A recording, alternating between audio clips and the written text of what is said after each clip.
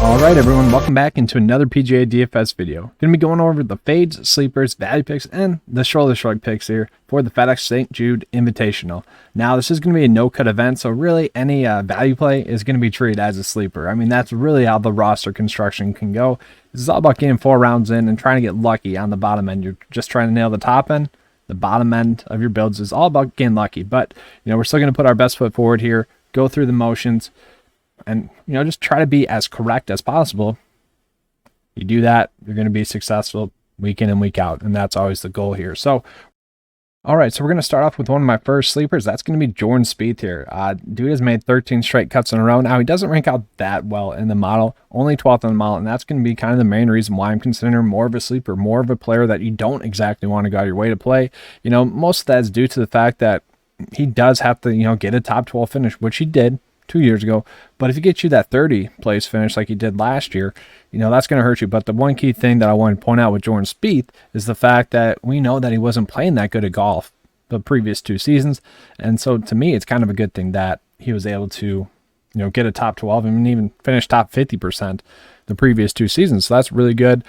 Key stats are not going to all be there just yet. Still kind of struggling there just because he was really bad at the start of the season, but we can see his recent form been really good. 19th, 18th, 2nd, 30th, 9th. We want to go back further. We can see just, really good course history or recent form as well. First, 48th, 4th, 15th, 3rd, 4th. Everyone knows that. Jordan Spieth has been really solid this whole year. Just a little bit too priced up for me to feel confident, like going out of my way to play him and just kind of looking it over. There are some other players in his price point range that I like a little bit more. Paul Casey is going to be the other sleeper there, guys. But just looking at it, I'd much rather go with Brooks Koepka, a little bit better course history than Jordan. I'd rather actually kind of just play DJ. If I could afford to pay up for Colin Morikawa, I'd rather do that. It's just at a price range where I just don't feel that comfortable with him as a pick. And then we're also going to get into Paul Casey, like I just kind of showed you guys. Paul Casey is kind of just my go-to guy. I just like playing him anytime there's a slate with Paul Casey. One, he's always underpriced, which he is again this week. He was at the Olympics. Just always going to be playing him a little bit. Now, the key thing with Casey, though, is 67th and 27th place finish over his last 2 starts at this course. Obviously, that doesn't give you all that much confidence, and that's why in this loaded field, he's kind of getting knocked a little bit. Only 11th in the model rank. That's going to be due to kind of the poor course history there, but obviously in great recent form, 5 straight make cuts in a row, coming off that 4th place finish, top 11 stat fit. Don't mind him as a pick. Just a guy that I don't want to get too much exposure with this week. Only about 10% of my builds. Now we're going to get into a couple of the fades for you guys this week. We'll start off with kind of the 2 players who I think are going to be easy fades, if you will. Bryson DeChambeau and Hideki Matsuyama, and kind of goes hand in hand here.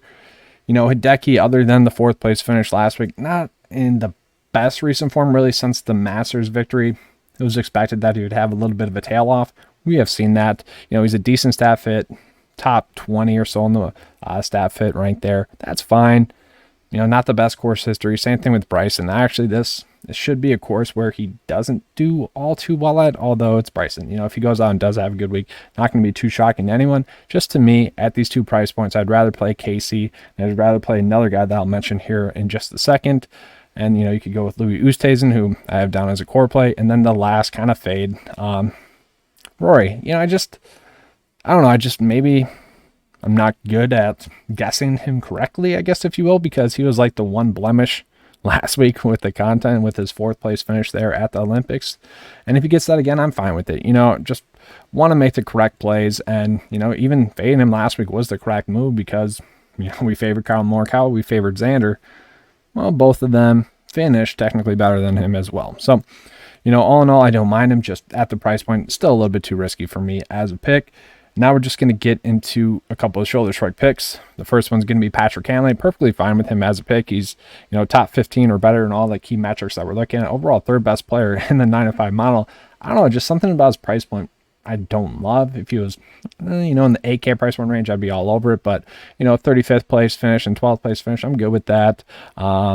yeah, just overall, not someone that's moving the needle too much for me, but if I end up on him as the last player in my build, I'm going to be good with it. And then you guys could probably guess it by the cover photo on the YouTube video. Patrick Reed is going to be another shoulder shrug pick, guys. Guy is always priced at the shoulder shrug price point range. Just the weirdest, strangest thing. Like this week, if he was in the 9K range, not touching him. 8.7, kind of appealing. Kind of like if Patrick Hanley was down the slope. Would be more appealing, I guess. But, you know, decent stat fit, top 22 in the model. If I end up on him as the last player in my build, and I already have some of Fitzpatrick, Lowry, and Webb, oh well. You know, I'll end up on him. And kind of same thing for Cameron Smith. I think we could get a top 10 finish out of him like he had at the Olympics last week. Overall, not grading out too well in the 9 to 5 mile. That really tells you how good of a week that we have this week. And then just lastly, let's finish it off here with some value plays. I'm just actually going to sort it by the value tier price point range here. There's a lot of quality picks here.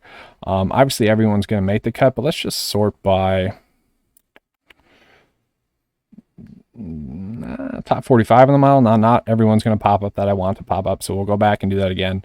But just kind of want to show you guys who's popping up. So Aaron Rye casually popping up there. That's because of just really good that 12th place finish 2 years ago. But Sam Burns really popping up there. He's actually a guy that ranks out top 5 in par 4 scoring over the last calendar year as well. Or not par 4 scoring, strokes gained total on par 70 courses. I apologize there, but on his par 4 scoring is one like the bad stats, if you will. 54th in that overall, pretty decent stat fit. 21st in stat fit rank. He's a guy that's shown some upside this season.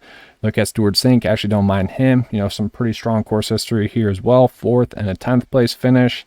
Poor recent form. That's why he's priced at 6.5. But once again, you know, we're going to get 4 rounds out of all these players. Fingers crossed, because we all know the bad weeks have been the weeks in which a good player has withdrawn. So fingers crossed there. But you know, the upside is going to be there with Stuart Sink. We've seen him go on and win twice on tour already. Really don't mind him as a pick. And then Kevin Kisner been playing some better golf recently. 4 straight make cuts in a row. Even made the cut at the Open Championship. Of course, that really wasn't that good of a fit for him. You know, if we get a top 25 or so finish out of Kevin Kisner this week, not going to be horrible. And then I do just want to mention Cameron Champ a little bit here, guys. 11th place finish at the John Deere Classic. And then he came out and had a victory last year. Or last 2 weeks ago now. So if we get that from Cameron Champ, I'm feeling pretty good about him as a pick, actually. And we'll just pull him up here on the player profile so we can see how he has done in those 2 starts compared to what he was doing previously.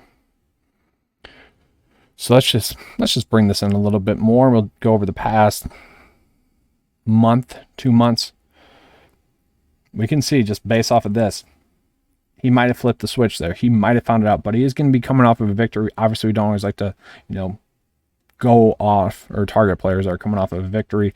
A little bit worrisome there, but Cameron Champ's a guy where if he has found his game, definitely way too cheap of a price point for him coming off 11th and 1st place finish.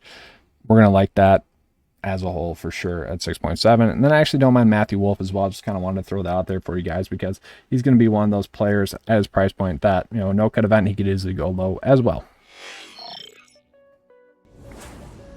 But that's all I have for you guys for this video. Do want to just say, got the NFL DFS content coming out, preseason NFL DFS. Pretty excited for that. If you guys want to check out that content, go ahead and do it.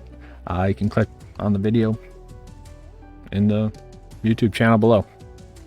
All right, but that's all I have for you guys. Thanks for watching as always. Let's keep cashing.